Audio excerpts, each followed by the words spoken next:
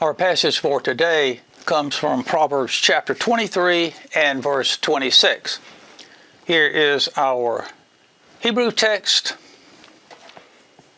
here, and beneath it is my English translation.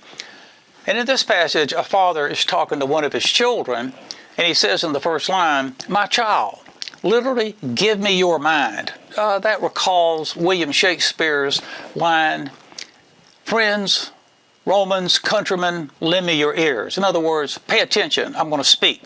So look at my translation in the first line. "My child, listen thoughtfully to my instruction. Pay attention, I'm going to teach you with my lips." But this is a wise father. He knows there is another and perhaps a better way to teach and instruct his child. So he says in the last half of the verse, "And let your eyes carefully observe my ways." The Hebrew word dirakah, the ways, means my character and conduct. And I want to point out, he's not just saying, let your eyes observe, carefully observe my ways. I want your eyes to delight in. Son, I want you to like what you see in your dad's character and life as I attempt to live out the truth before you.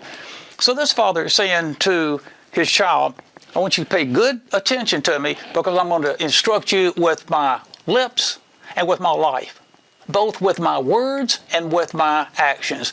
So you and I can influence people in two ways, with life and lip, with our words and our actions. And sometimes, which has the greater effect on people? Not so much what we say, but what we do.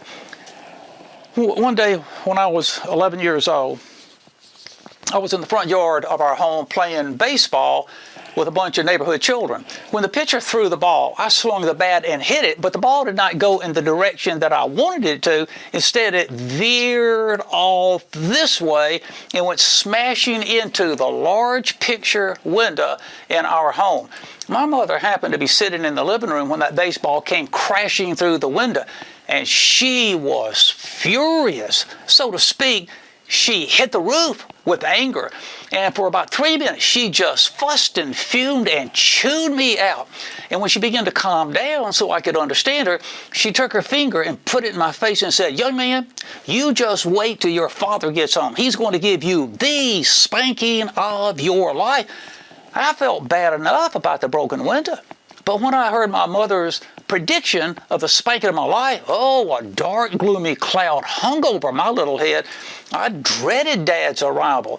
Well, later that day, I was in my living room, doorbell rang. Mother opens it, here she sees it's Dad, and here she goes. I can hear her from my bedroom. She starts up fussing all over again about that baseball, only this time to my dad. And after 2 or 3 minutes of fussing to him, she led my father into my bedroom and said to me, "All right, son, go ahead and tell your daddy what you did today." I saw no need to do so. She had just thoroughly done that for me. And I distinctly remember I was so ashamed, I could not look my father in the face. I remember my eyes just falling to the ground and staring a hole in the floor.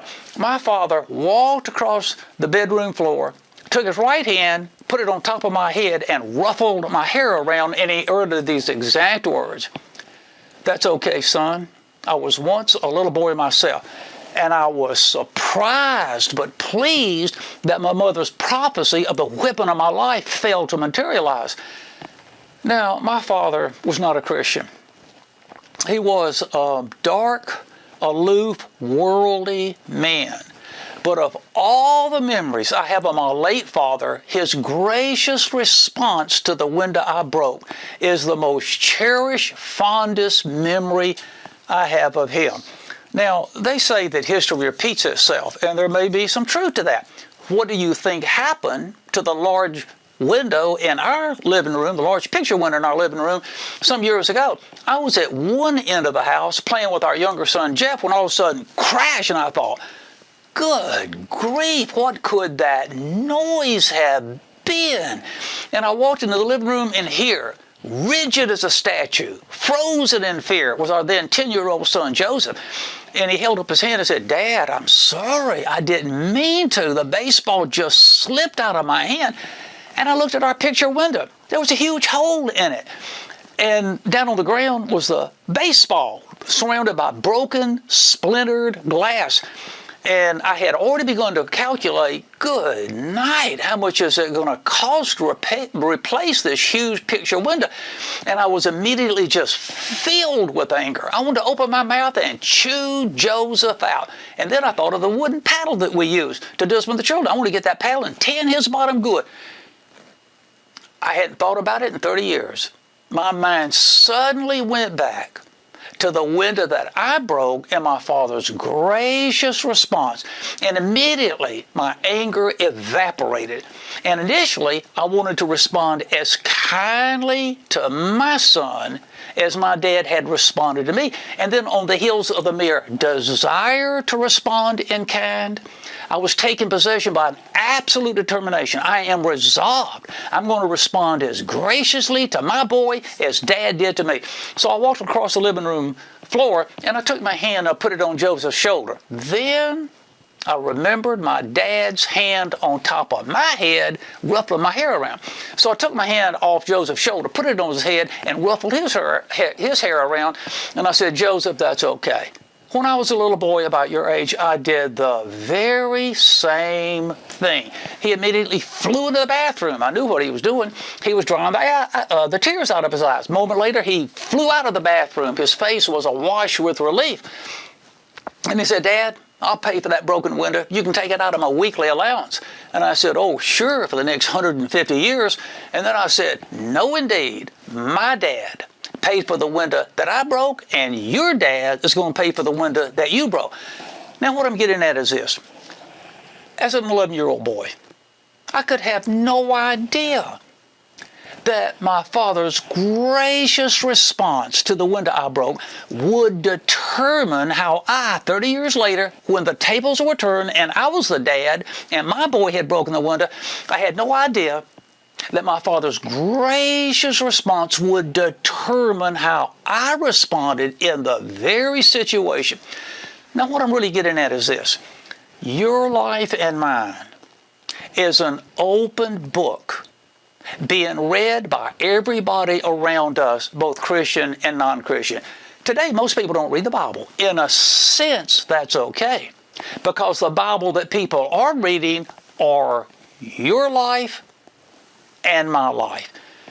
And this coming week, there are going to be people who see your godly example when in a moment of temptation, they see that you're being enticed, invited to do wrong, but you resist and you do what's right.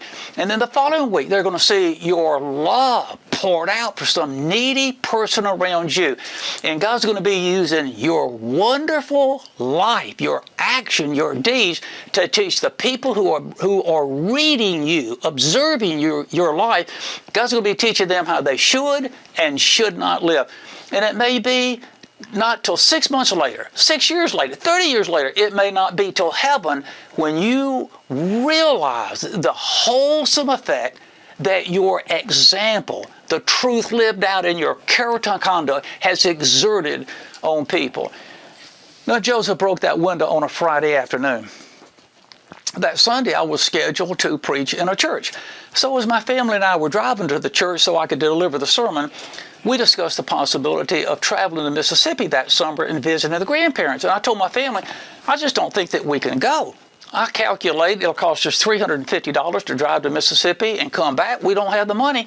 And now on top of that, we have to pay $150 to get our living room window replaced. That's $500. We just don't have the money to do this. So maybe next summer we can go south and visit the grandparents. Because that broken window was so fresh in mind, I used it that morning in the sermon to illustrate some point. After the worship service, I was approached by a young couple, and they said, God really got our attention through that broken window, because in our home, it's always been a matter of children do as your parents say, not as your parents do.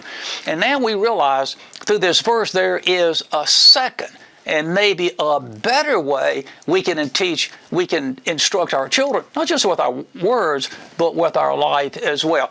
So in appreciation for what God taught us through that broken window, here is a check for you. I didn't even look at the amount. I just folded the check and put it in this pocket and thanked this couple for their thoughtfulness, their generosity. My family and I had almost driven all the way back home. When I remembered that check, I pulled it out and looked at it, and it was for $500. The very amount going to church that morning that I said we needed to go visit the grandparents. $350 to go down there and come back, and $150 to get the window fixed. And I said, Joseph, son, that broken window was a real blessing in disguise, but don't go and break any more. Now, what practical relevance could this passage offer you and me? May I suggest several things? First of all, we influence people in two ways. Firstly, with our lips, that is, with our words. When an opportunity presents itself, we should never hesitate to speak to them in a way that may be beneficial to them. As 1 Peter says, be ready to give an answer for the hope that lies within you to everyone. Secondly, the second way of influence is with our life. That is, with our actions and deeds. My life and yours is an open Bible that's being observed and read by those around us. And quite often we are unaware of how many eyes, whose eyes are on us, and we're certainly usually unaware of the impact that our lives, our actions, our deeds are having on people. Thirdly, of these two ways of influencing others, often it's not so much what we say, it's what we do that produces an effect on them. Your deeds and actions are divinely used to teach your observers how they should and should not live. Now, years ago, I had a young lady in one of my classes named Brittany from Minnesota, and back home, she had two 13-year-old twin sisters. One day, Brittany went into a room in the house, and one twin sister was watching the television, the other twin was looking at the computer. Brittany took her Bible, sat down on the couch, and opened it and started reading it. Well, it wasn't long before the sister watching TV saw what Brittany was doing, turned the TV off, got her Bible, sat on Brittany's left, opened it, started reading it. And then not long after that, the other sister, the one watching the computer, saw what Brittany was doing. She turned the computer off, got her Bible, sat on Brittany's right, opened it, and started reading it. Brittany exerted a wonderful influence on those two young sisters without saying a word. And those twin girls followed her action and started reading the Bible, hopefully to cultivate in them the habit of nourishing their soul on God's Word for the rest of their life. And lastly, today someone will hear your words. A different person will observe your life. You may not know till years or decades later, or even till you arrive in heaven, the wonderful effects that your life and lip brought about on others. So, Father, we thank you for the wisdom that your word offers. Now I pray for the viewers and myself, give us opportunities this week to open our mouth and speak the truth to those who need to hear it. And Lord, I pray that you would use our life, our actions, our deeds, also as a means to teach others and to have a wholesome impact on them. We ask for